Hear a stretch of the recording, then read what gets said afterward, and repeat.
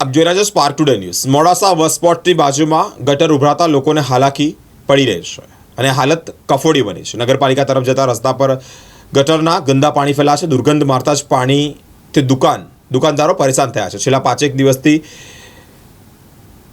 આ સ્થિતિ વિકરાળ બની છે, એટલે કે હાલત કફોડી બની છે। નગરપાલિકાના સત્તાધીશો રોજે રોજ પસાર થતા હોવા છતાં કોઈ નિકાલ નથી આવતો। ગંદા પાણીમાંથી પસાર થવું તે લોકોને મજબૂર પડ્યું છે, એટલે કે મજબૂર બનવું પડ્યું છે। બીમાર થાય તેવી પણ પરિસ્થિતિ છે।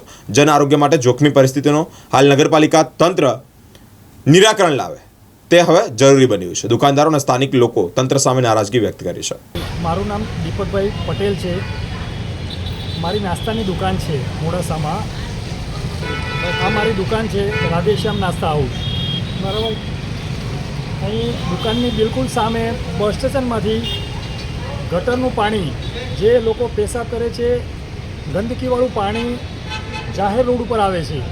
અને આ બસ સ્ટેશનનો પાછળનો વિસ્તાર છે, તમે જોઈ રહ્યા છો। આ બસ સ્ટેશનનું પાણી છે, આ નગરપાલિકાનો રોડ છે, એકદમ જીવતો રોડ છે, અવર જવરવાળો ભરચક રોડ છે, બરાબર। અને ઘણી બધી રજૂઆતો કરવા છતાં પણ એ કાયમ એવું જ રહે છે। ઘણી રજૂઆતો કરી છે, અહીંથી પબ્લિકની અવર જવર ખૂબ છે, ચાલતા કેટલાય જાય છે, ગટરનું પાણી ગંધાય છે। અને હોસ્પિટલો છે, કેટલી બધી હોસ્પિટલો છે।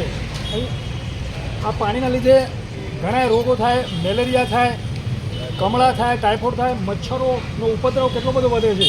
છતાં પણ કાયમી રજૂઆતો કરવા છતાં પણ આમને આમ પાણી છે। ઘણી બધી રજૂઆતો કરી, ના છૂટકે પછી દુકાનોવાળાને આ રસ્તો બંધ કરવાની ફરજ પડશે।